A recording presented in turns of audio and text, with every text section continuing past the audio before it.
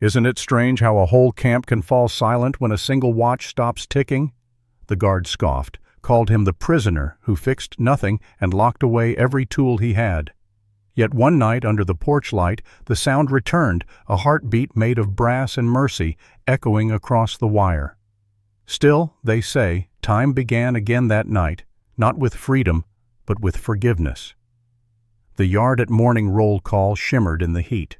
Dust hung between rows of prisoners, a slow dance of waiting. A guard barked names from a list, his accent cutting through the stillness.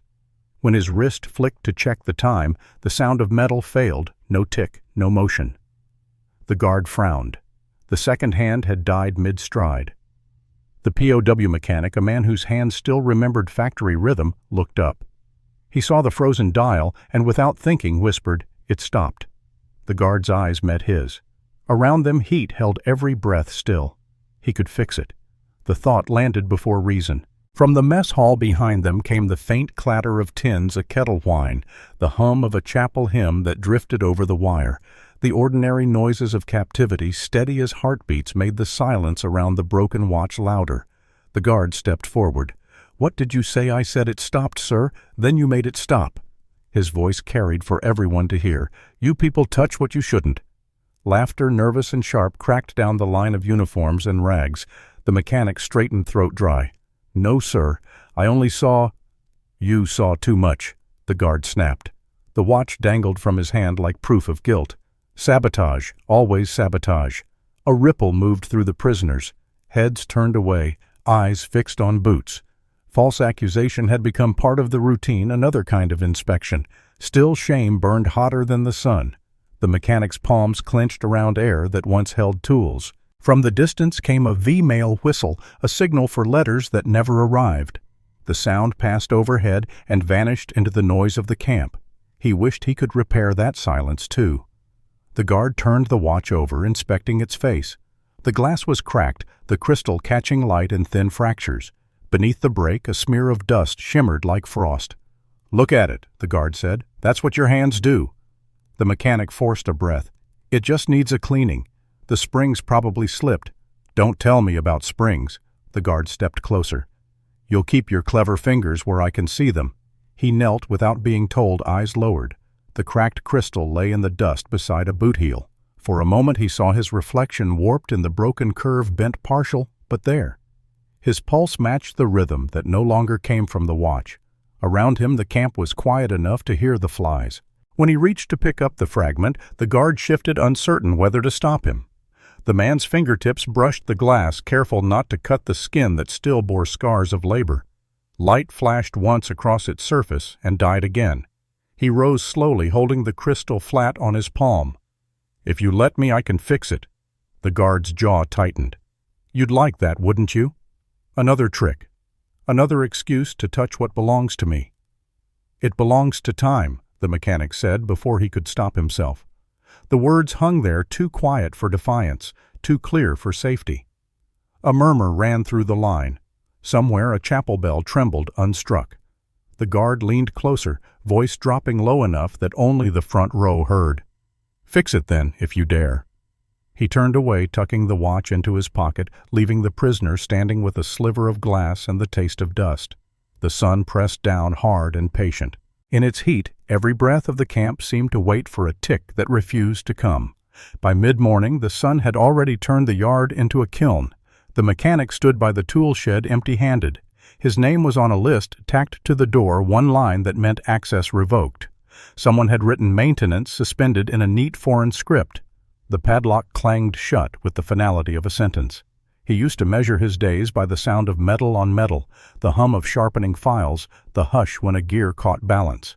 Now the silence stretched wide as the fence. Through the haze he could see the guard again, the same one with the broken watch.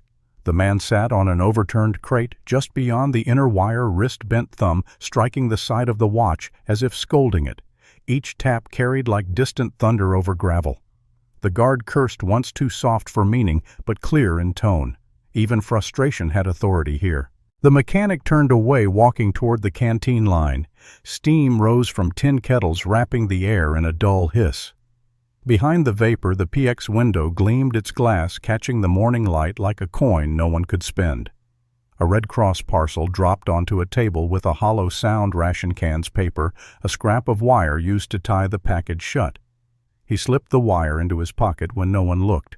Later, behind the barracks, he bent over a patch of dusted sunlight. He coiled the stolen wire around a nail, shaping a tiny spring. The motion was slow, more prayer than craft. "What's that for?" a voice asked. He glanced up. A young prisoner leaned against the wall, smirking. "Making toys now. Thought you were the great fixer." "It's nothing," he said. "Nothing's what you fix best." The boy's grin stayed until someone called his name. Then he was gone, leaving the words like rust in the air. He sat back, wiping sweat with the back of his wrist. The insult didn't sting as much as the truth behind it. Tools gone, trust gone. He rolled the fragile spring between his fingers until it gleamed. Even useless metal still caught light. From the fence came another sound, tap, tap, tap, the guard still fighting with his watch. The rhythm matched the pulse in the mechanic's temple. He imagined stepping forward, offering the spring, hearing the tick return. Then he remembered the padlock, the list on the door, the rule that mercy here required permission. He hid the spring under a loose board in the barracks floor. For a moment he thought he heard the faint tick of it settling, but it was only his heartbeat. That afternoon the camp bell called work detail. The mechanic joined the column carrying nothing. Others shouldered shovels, buckets, crates. He walked empty-handed past the workshop where sunlight caught on hanging tools, wrenches, pliers, a soldering iron glinting like a promise behind glass. A sergeant with a clipboard stopped him. "You're not on duty here anymore." "Orders." "I could still help orders." The word slammed harder than any door. Bureaucracy was the camp's quietest weapon. It never shouted, only removed. He nodded once and kept walking. The gravel gave under his boots, whispering a rhythm that almost sounded like gears turning. As dusk came, wind pushed through the fence wires. It made a thin, high-note metal singing to itself, a second hand remembering what to do. He closed his eyes and let the sound fill the hollow space where work used to be. From across the yard came a muffled curse, a voice sharp with irritation. He opened his eyes in time to see the guard slip the watch back into his pocket, gentler this time, as though even he feared breaking what refused to start. The gesture was small, but it kept the day from ending in silence. Rain arrived without warning, thin at first, then steady enough to make the tin roofs hum. It slicked the yard into a mirror of puddles, the kind that swallowed footprints before anyone could trace them. Prisoners moved faster. Heads bowed, the rhythm of captivity adjusting to weather. At the fence, a shadow waited. The guard stood half-sheltered under a corrugated overhang, his hand closed around something small. When the mechanic approached to stack crates, the guard bent, slid the broken watch through the wire, and said nothing. Only the soft scrape of metal on dirt bridged the distance between them. The mechanic froze. For a moment, he thought it was a trick. Then he saw the same crack in the crystal, the same frozen hands. Raindrops tapped the glass, small heartbeats, asking what he would do next. He stooped, wrapped the watch in a scrap of his sleeve, and tucked it against his chest. Across the yard, the guard pretended to light a cigarette. The match flared and died, smoke curling into the rain. That was all. No words, no gesture, just an exchange left hanging in the damp air. Inside the barracks, steam drifted from mess hall pots, curling through open slats. The smell of boiled coffee grounds mixed with wet earth. He laid the watch on his bunk, unscrewed the back with a nail, and stared into the tiny maze of gears and balance wheels. From the chapel nearby came the low hum of a bell struck by accident, its echo trembling through puddles. A chaplain, gray and stooped, stood in the doorway watching him work. "They took your tools," Reeves said quietly. "And still, you find something to fix." The mechanic didn't look up. "It isn't permission that makes it right, is it?" Reeves stepped closer, voice almost lost beneath the rain. "Service is the last freedom they can't take." The words settled like warmth under the cold. The mechanic nodded once. He reached for the hidden coil of wire from the floorboard stash, unwound it, and began to shape a new spring. The motion steadied his breathing. For the first time in weeks, his fingers found their old rhythm press, twist, release. Each loop of wire was a prayer he didn't know he was saying. The chapel bell echoed again, softer now, as if agreeing.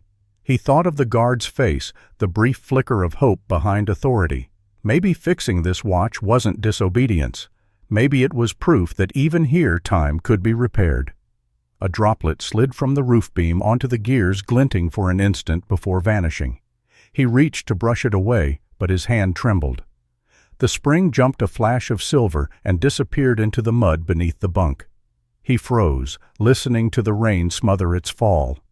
Footsteps echoed down the corridor, steady, measured, official. Inspection round too early.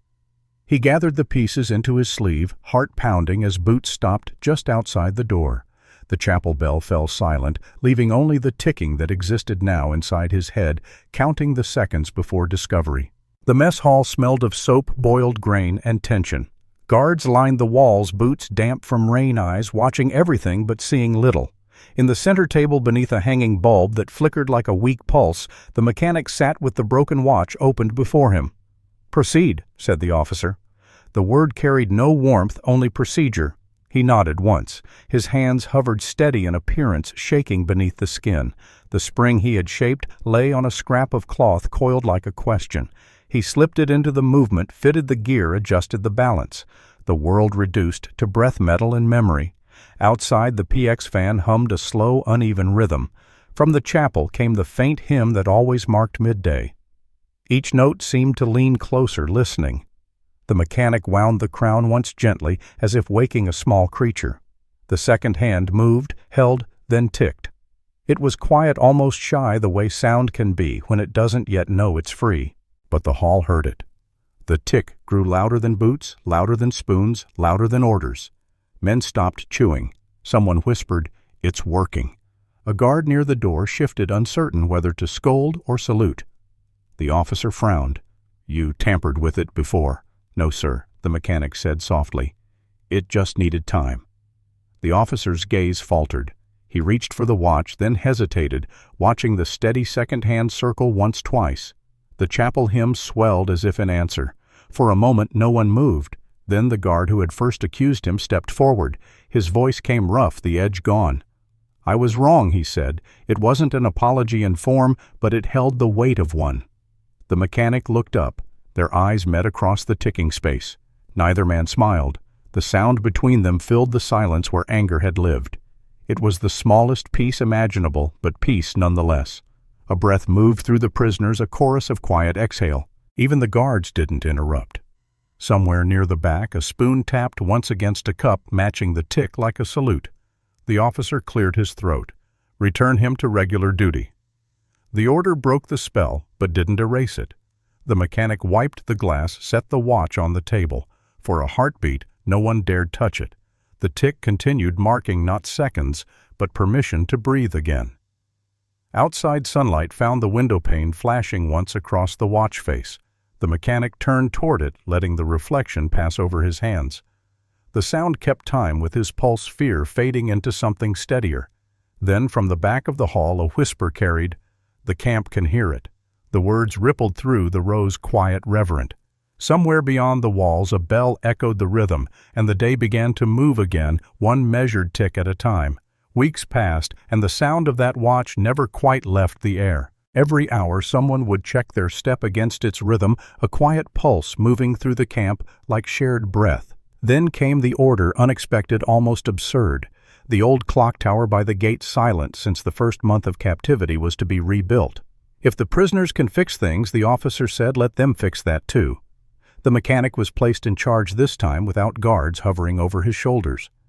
A small team formed a guard who once mocked him, 2 men from the kitchen, detail 1 carpenter from the British barrack. They carried scrap gears, torn belts, rusted rods salvaged from abandoned crates. Under the gray tarp stretched between posts, work began. The canteen nearby sent up steam and laughter, the first that wasn't immediately silenced.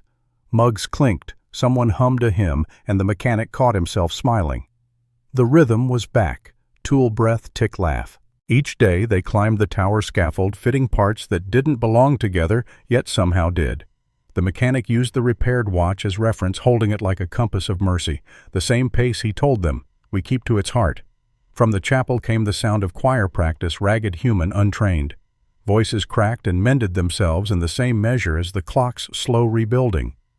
The watch ticked in his pocket, guiding every stroke of the wrench. When the new chime finally rang, it startled the pigeons from the rafters. The sound wasn't perfect, too soft on the first strike, too bold on the second, but it filled the camp. Guards looked up.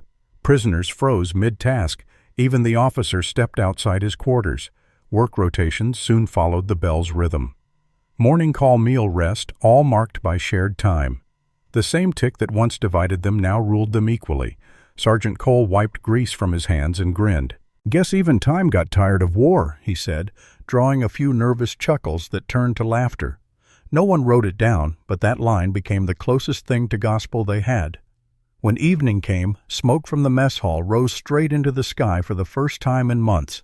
The air felt balanced, as if even the weather recognized the change. Men stood watching the plume twist above the tower until the chaplain began to hum the hymn again, soft, full, almost proud. The mechanic looked up at the clock face, its hands crawling toward noon.